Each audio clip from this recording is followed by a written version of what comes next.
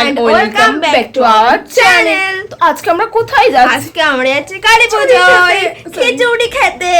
কালী পূজাটা কোথায় হচ্ছে? আমাদের মামার বাড়ির পাশেই। সে আমাদের কে হয়? সে আমাদের মামা হয়। এই মামা হয় না দাদু হয়? ওটা বই একই তো হলো মামার বাড়ি। আচ্ছা ঠিক আছে, চলো বেশি কথা না বাড়িয়ে ভিডিওটা শুরু করা যাক। তো গাইস আমরা চলে এসেছি পূজা প্যান্ডেলে। আমরা যখন গিয়ে পৌঁছলাম তখন দেখলাম অলরেডি ঠাকুর চলেই এসেছে এবং মাকে কিন্তু সাজানো হচ্ছে এবং এই দেখো একটা মালা দিয়ে কিন্তু সাজাচ্ছে আমার হচ্ছে কিনা ছোট দিদা। এবার তোমাদের মনে হতেই পারে যে আমি ছোট দিদা বড় দাদু এইসব কেন বলছি। আমার তাহলে কি অনেকগুলো দাদু বা অনেকগুলো দিদা? সেরকম কিন্তু না, অ্যাকচুয়ালি আমরা একটা গোষ্ঠী আর কি, পুরো এক জায়গায় থাকি, তাই জন্য আর কি তাদের দাদু দিদা বলে ডাকি। এবং যে দাদু দিদাগুলো বলছি সেগুলো কিন্তু আমার নিজের দিদার আর কি ভাই বোন। এবং দেখো ঠাকুরটাকে কিন্তু জাস্ট সুন্দর করে সাজানো হয়েছে এবং ডেকোরেশনটাও সত্যি কথা বলতে খুবই সুন্দর ছিল।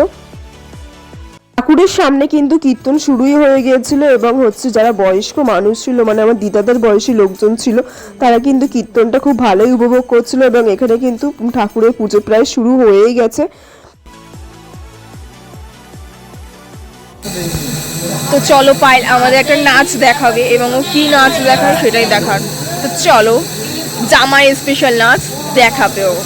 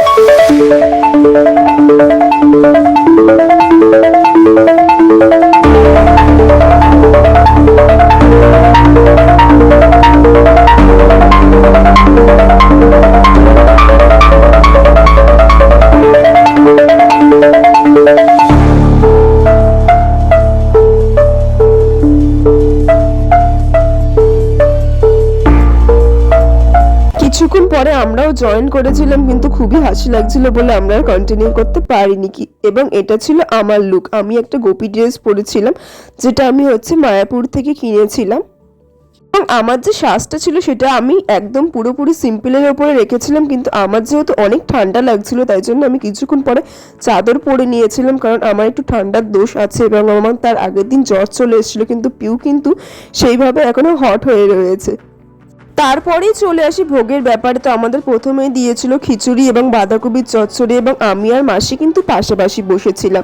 এবং লাস্ট পাতে দিয়েছিল চাটনি, পাঁপড় এবং পায়েস। এবং এগুলো কিন্তু সত্যি কথা বলতে কি খুবই টেস্টি হয়েছিল এবং এইগুলো আমার ছোট দাদু রান্না করেছিল। তো আজকের ব্লগটা এই পর্যন্তই।